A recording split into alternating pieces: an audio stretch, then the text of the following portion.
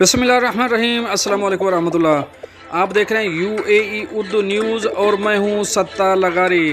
خبروں کی تفصیل کی طرف جانے سے پہلے ایک ریکویسٹ، اگر آپ میرے چینل پہ پہلی بار آئے ہیں تو پلیز چینل کو سبسکرائب کر دیجئے اور ساتھ بیل کے آئیکن کے اوپر بھی کلک کر دیجئے۔ اب چلتے ہیں خبروں کی تفصیل کی طرف۔ دبئی ایئرپورٹ سے جعلی ویزے پر سفر کی کوشش، 2 عرب شہریوں کو سزا۔ اب اس خبر کی تفصیل۔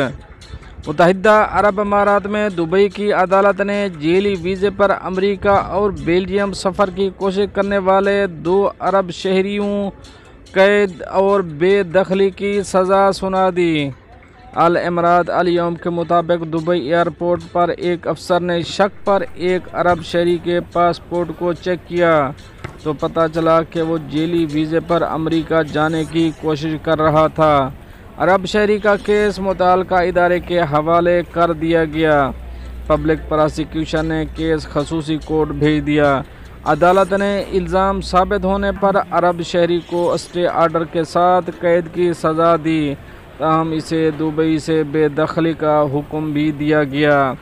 ایک اور عرب شہری کو دبئی ایئرپورٹ پر جعلی ویزے پر بیلجیم جانے کی کوشش پر گرفتار کیا گیا۔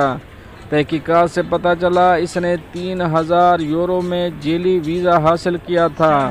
عرب شہری نے موقف اختیار کیا کہ اسے معلوم نہیں تھا کہ ویزا جعلی ہے۔ دبئی کی خصوصی عدالت نے 1 ماہ قید کی سزا اور بے دخلی کا حکم دیا۔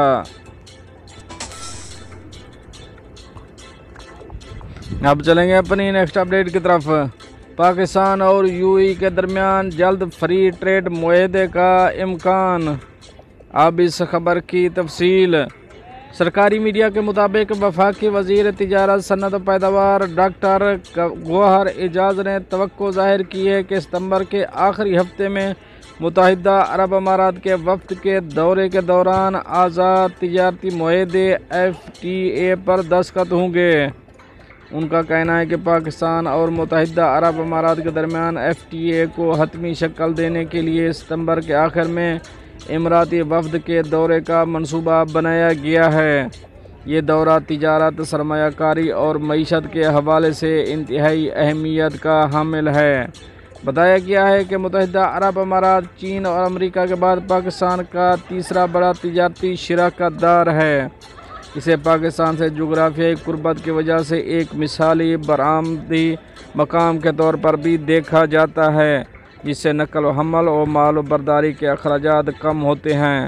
خلیجی ملک ایک اندازے کے مطابق 1.8 ملین پاکستانی تارکین وطن کا گھر بھی ہے اور سعودی عرب کے بعد 240 ملین سے زیادہ کے جنوبی ایشیائی قوم کے لیے ترسیلات کا دوسرا سب سے بڑا ذریعہ ہے۔ دوستو یہ تو تھیں کچھ اہم اپڈیٹ جو آپ شیئر کری ہیں۔ ملتے ہیں نیکسٹ اپڈیٹ کے ساتھ نیکسٹ ویڈیو میں، تب تک کے لیے اللہ حافظ۔